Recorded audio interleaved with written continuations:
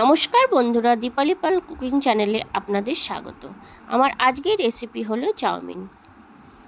Chowmein আমরা সকলেই তৈরি করতে পারি এবং নানানভাবে তৈরি করে থাকি, কিন্তু আমি কিভাবে ছোটোবেলায় এই চাউমিনের রেসিপিটা খেয়ে থেকেছি সেভাবেই আপনাদের সঙ্গে শেয়ার করলাম।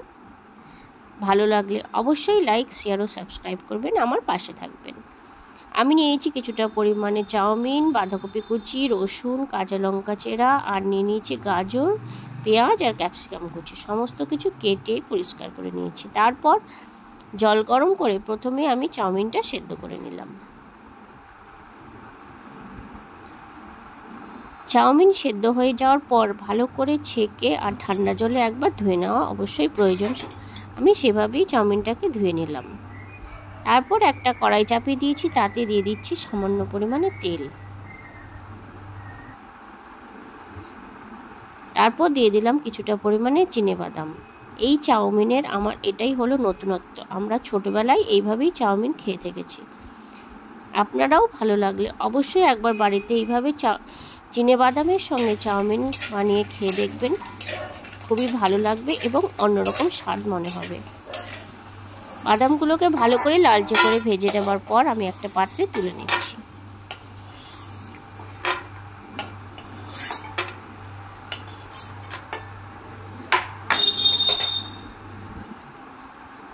তারপর আমি দুটো ডিম ফাটিয়ে ভালো করে নুন দিয়ে একটু মিশিয়ে নিয়েছি। তারপর সেটাকেই আমি তেলে দিয়ে দিলাম আর লালচে করে ডিমের ভুজিয়া তৈরি করে নেব।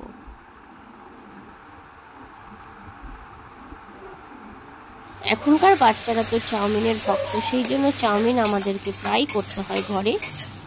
আর আপনারাও অবশ্যই চাউমিন বাড়িতে তৈরি করে থাকেন, কিন্তু এইভাবে একবার নানান রকম ধরনের স্টাইলে চাউমিন তৈরি করবেন, তাহলেই বাচ্চাদেরও ভালো লাগবে আর বড়দেরও খুব নতুনত্বভাবে মনে হবে। সেই জন্য এই রকমভাবে নানান রকমভাবে চাউমিন তৈরি করবেন। দোকান থেকে তো কিনে আমরা সবসময় খেয়ে থাকি, কিন্তু ঘরের জিনিস তো শরীরের জন্য আর বাচ্চাদের পক্ষেও খুব উপকারী। সেই জন্যে ঘরেই বেশিরভাগ বানানোর চেষ্টা করবেন। তারপর আমি সমস্ত কিছু ভেজে নিয়ে তুলে নিয়েছি। তারপর দিয়ে দিচ্ছি চাউমিনের জন্য পর্যাপ্ত পরিমাণ তেল। তেলটা গরম হয়ে গেলে তারপর আমি চাউমিনটা রান্না শুরু করব।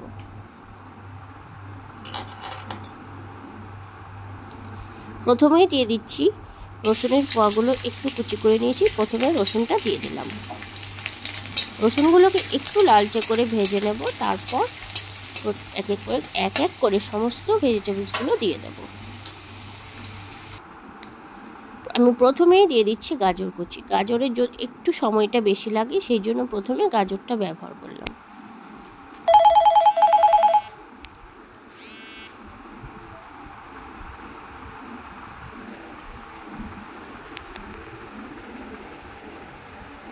তারপর একটু নেড়েচেড়ে মিশিয়ে নিয়ে সামান্য পরিমাণ নুন দিয়ে দিলাম, যাতে গাজরটা তাড়াতাড়ি সেদ্ধ হয়ে যায়।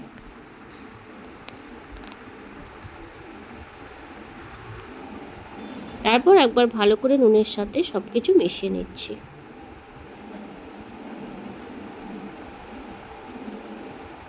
গাজরগুলো একটু ভাজা হয়ে গেলে প্রথমে দিয়ে দিলাম চেরা কাঁচা লঙ্কা। ঝালটা আপনারা আপনাদের পছন্দ মতো ব্যবহার করবেন। তারপর দিয়ে দিচ্ছি পেঁয়াজ কুচি আর ক্যাপসিকাম কুচি। সব কিছু ভালো করে নেড়েচেড়ে একবার মিশিয়ে নিচ্ছি।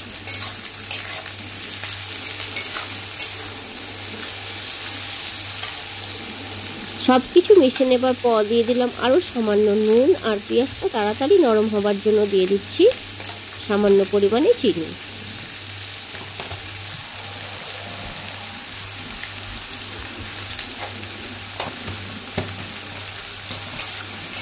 সব কিছু আবার ভালো করে নেড়েচেড়ে মিশিয়ে নিচ্ছি।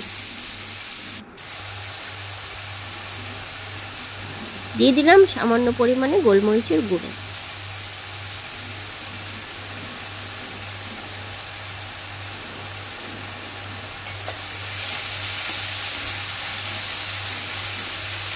সব কিছু আরও একবার মিশিয়ে নিলাম।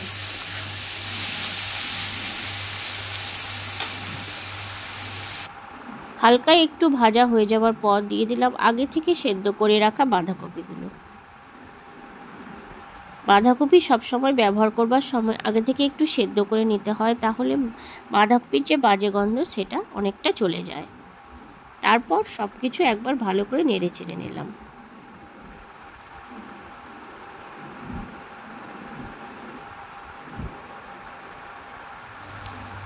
খানিকক্ষণ একটু ভালো করে সবজিগুলো ভেজে নেবার পর দিয়ে দিলাম সেদ্ধ করে রাখা চাউমিন।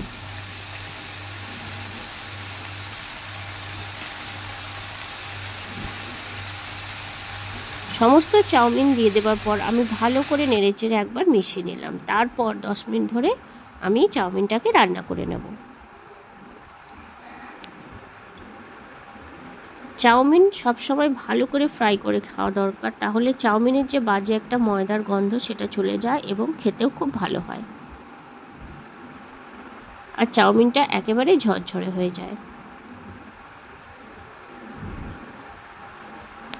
খানিকক্ষণ ধরে ভালো করে ভেজে নেবার পর দিয়ে দিলাম আমি আগে থেকে ভেজে রাখা ডিমগুলো কিছুটা ব্যবহার করলাম আর কিছুটা রেখে দিলাম পরে প্লেটে সাজিয়ে দেবো বলে। ডিমটা দিয়ে দেওয়ার পর আরও খানিকক্ষণ একটু ভালো করে নেড়েচেড়ে ভেজে নিলাম। আমার চাউমিনগুলো একদম তৈরি হয়ে গেছে। এবারে আমি একটা প্লেটে সুন্দরভাবে সাজিয়ে নিচ্ছি। আপনারাও এইভাবে একবার চিনেবাদাম আর সঙ্গে চাউমিন রান্না করে দেখবেন, খুবই ভালো হবে এবং খেয়েও দেখবেন একটা অন্যরকম স্বাদ আসবে। আমি ছোটোবেলায় সাধারণত এইভাবেই চাউমিন খেয়ে থেকেছি, যেহেতু আগে সেরকম অনেক রকম সস বা সেরকম কিছু পাওয়া যেত না, সেই জন্যই আমি এভাবেই খেতে পছন্দ করতাম। আপনারাও একবার এইভাবে তৈরি করে খেয়ে দেখবেন, খুবই ভালো লাগবে। ধন্যবাদ।